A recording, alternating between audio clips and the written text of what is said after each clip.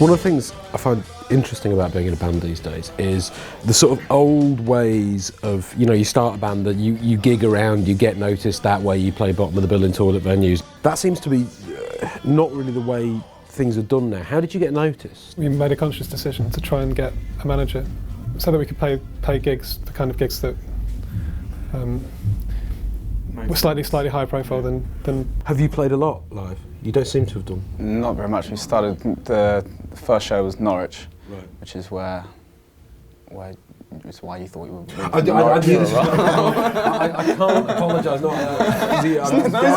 You said it with such conviction. I was reading. I was like, oh my God, this band. It sounds really glamorous and exciting. They're from Norwich. Isn't that amazing? I hope they're not from Dalston. So how did you end up playing in Norwich? Were you playing with some? There was the Sound and Vision Festival with the John Peel New Music Festival, and so we had a concept from there saying, did we want to play there? So we kind of thought it'd be a nice way to kind of start off, because obviously then we followed that up with our show in London. Are you deliberately being sort of quite selective about live shows? Yes, yeah, I think so. Don't want to start doing every single pub and club around the whole of the UK, because it's not feasible to do it financially, nor is it, I guess, a great lot of fun to play to less people than are in a band. Yeah, absolutely.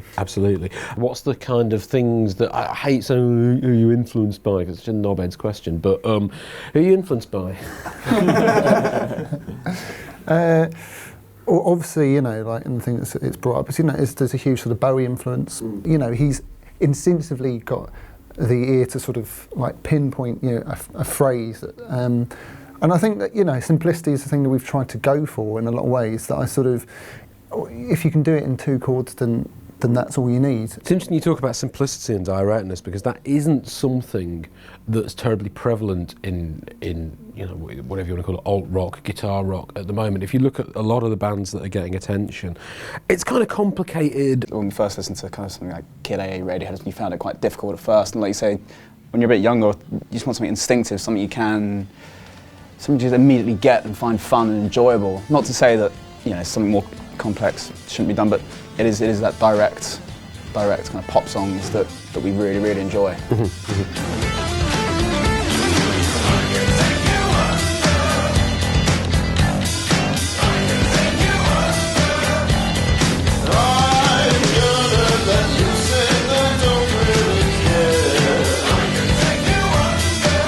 Is there kind of an image thing that's important with the band? It's not really a great time for bands with strong images.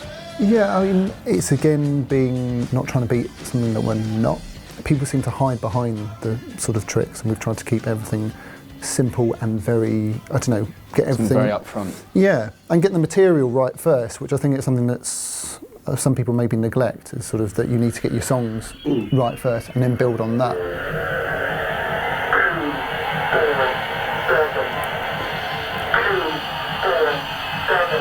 This is an audio sample which comes from a recording I made from a shortwave radio by accident when I was about 15.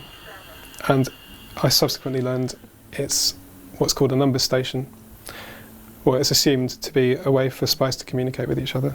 We use it as an introduction for one of the tracks. Okay. And it's there, first of all, so there's a really strange noise that, that will throw people. Yeah.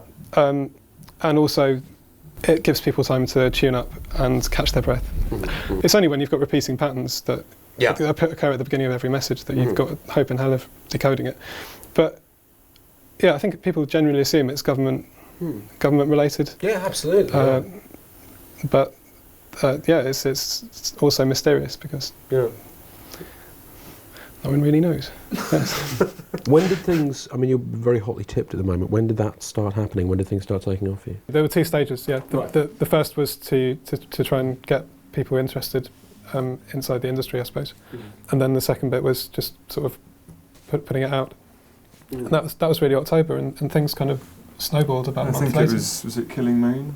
First blog. Yeah, the first blog about us, and it all kind of... And then the Recommender as well, then they put us on, I think it was Juice FM in Brighton. Oh, did they? Yeah. Amazing. It's like their sort of new band track, which is cool. Is there anything specific you want? Do you want to sign to a major label because they'll give you that big push in America, or do you want to sign to a label that will give you autonomy? And I don't know. I think it will depend on what will work.